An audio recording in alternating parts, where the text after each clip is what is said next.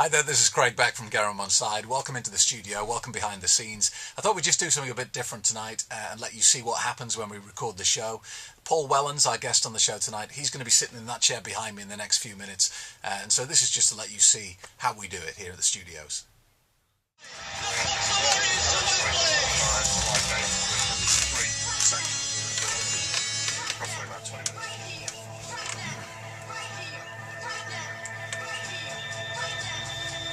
Really? Is it really?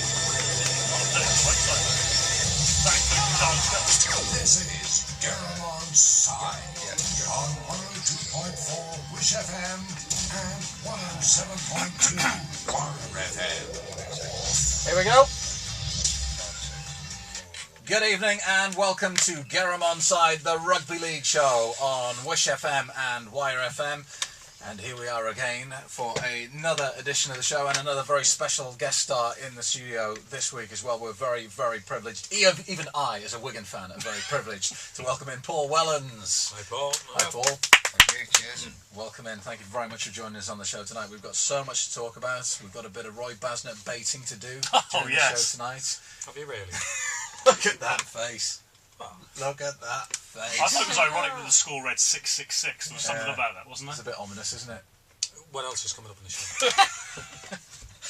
We'll be talking about predictions made on the show last week by certain what members else is of this coming up on the panel show? Right. About Wigan getting absolutely humped by Leeds. I think there were at least, 75% of the members of the show who predicted a humping for Wigan Warriors. We'll be talking in detail about that later, shall we? I suppose. Listen, it's a bit like, Clarkie's like little, Margin meter. Margin meter, yeah. Well, my margin meter might have been a little bit corrupt last week or something. It might need reinstalling. Pretty slightly more accurate than That is first a rubbish feature, isn't it? That? The margin meter, yeah. It's totally wrong all the time. But it's just so obvious as well. When the team is ahead by 20 points, it flashes at margin meter that team to win. You're joking. Anyway, Paul, thanks for joining us on the show. So we've got lots of questions for you tonight, if you don't mind. He's just looking a little bit. Can I ask the first one, because the Saints fans, we want you back playing. Are you fit again? Are you raring to go?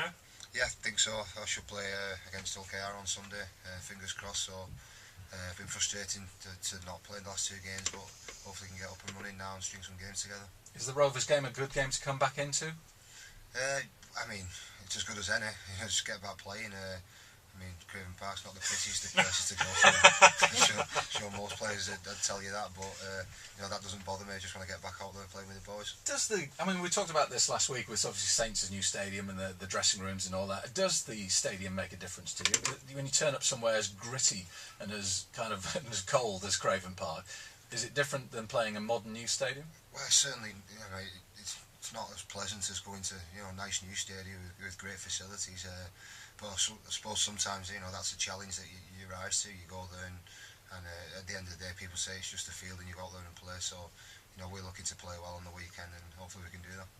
Another thing we talked about last week was that there's this theory that because some clubs have the home dressing room, the home team's dressing room, really nicely kitted out with all the mod facilities, and they deliberately make the away teams as gritty and as horrible as possible.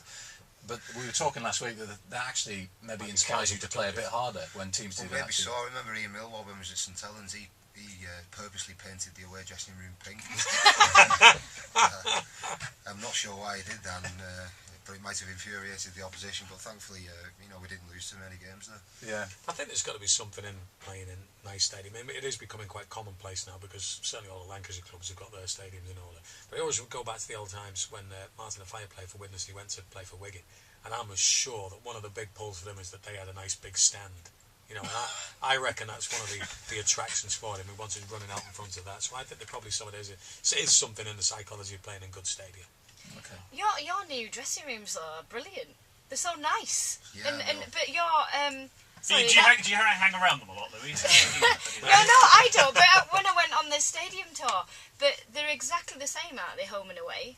Yeah, pretty much. Yeah, identical. I'm not saying we're talking like an IKEA kind of room here or something. I Well, I don't think you have to. They'll come pre-packed.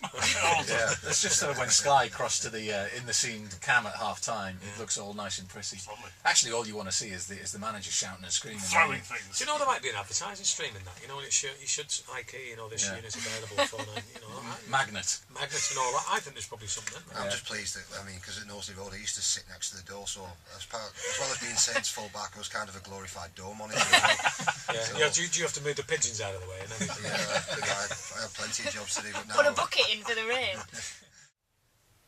There you go, that's just a little sneak preview of the show tonight and how we record it behind the scenes here at Wish FM and Wire FM. If you want to listen to the full show, you can listen online, wishfm.net or wirefm.com, or live on the radio every Friday night from 7 o'clock. Thanks for watching.